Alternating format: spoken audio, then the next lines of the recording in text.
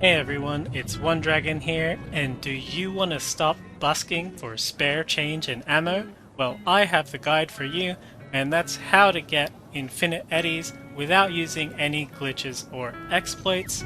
Instead, it's just learning little bits and pieces about the crafting system in patch 1.2. I will also note that this simultaneously will level up your crafting experience for free and gain new eddies in the same process. So if you've been watching my previous update videos about patch 1.2, you should already know that legendary items have significantly reduced costs than before, and we can see here from this legendary component that one costs a reduced amount of 55 eddies instead of 1000 eddies. Now that's huge, absolutely huge cost reduction, as well as the epic components, 23 eddies, and the rare components, 15 eddies.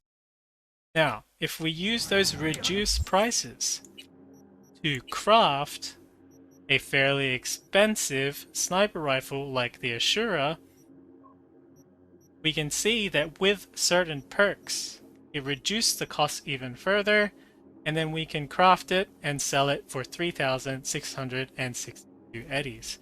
Now, if we add up the initial cost of buying these components, it is 718 eddies. There we go. So if we craft this and then we sell it, we should get a profit of 2,944. So let's do that now. Oh, we got a proc of a free craft. We'll do it twice maybe. There we go. So we got a free proc and then a paid proc there. So we've got two to sell. So this one is free, so it's just a free 3,662 eddies. And then we have the other one. So there we go. We got plenty of money from the gun vendor. He's going to be poor by the time we're done with him, but that's okay. And then we can just rebuy the components.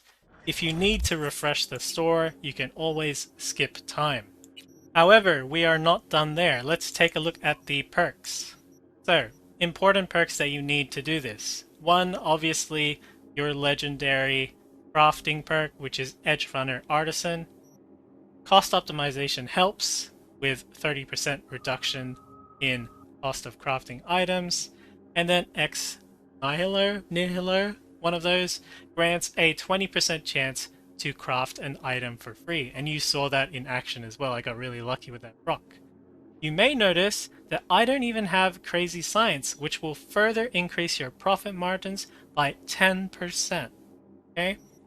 Now to get that, you can do that by crafting more of these items, and it will eventually level up your skill progression, but I don't necessarily need to do that, so I'm not going to do that. So before you go and do this yourself, you have to learn a little bit more about how the scaling works with the cost of the item and your level. You'll notice that I'm level 50 here, so I'm crafting a very powerful version of the Ashura, and then I can sell it for a premium price as shown there. So what I'm going to do is show you a couple of tips in the early game, how to do that with low levels, and what the profit looks like. Okay, I am now on a level 15 character in Act 1. This is before the heist. And this is the first thing that I have to show you. Now, this is from a save before patch 1.2, and you can see that the shop didn't update because I sold stuff to him, so I can buy legendary components here. But gun owner, I hope. If I skip time, I'm going here, it will update to the regular 1.2 shops. A happy. And the 1.2 shops do not carry legendary items. Now, I'm pretty certain that you can't get legendary items from the shops here, but you might be able to get it by doing like missions and quests. So I would definitely recommend this after Act 1, but you can do it before. And another quick thing that I'll show you is how to get the Ashura, or one of the earliest places where you can get it. Okay, so we're here at the Bellevue Overwalk, and we're in Kabuki in Watson, and you can just jump down there or run around here, up to you. And we walk down these stairs over here. Go further down here. Walk across catwalk area there. Keep going past these houses. And there we go. The crafting spec Ashura. Now, let's take a look at how much we can sell it for. And we can see already that it is at a reduced sell rate. Now I'm going to reload on a level 20 character and show you how much the difference is in terms of sale price.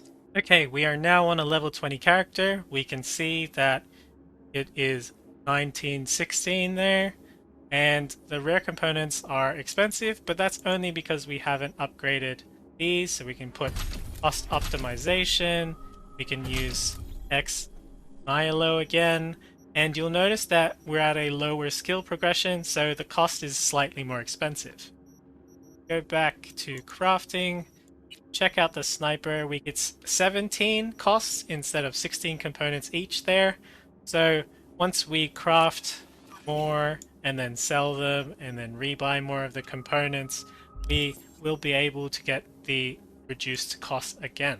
So just a couple of extra notes. I didn't go around and check all of these early crafting recipes to see if there are any ones that are more optimal. Like I didn't look at clothing, I didn't look at rare or epic stuff. I just jumped straight to legendary weapons, and I thought sniper rifles were the most expensive. I'm sure if people find a more optimal one, then you can definitely use that.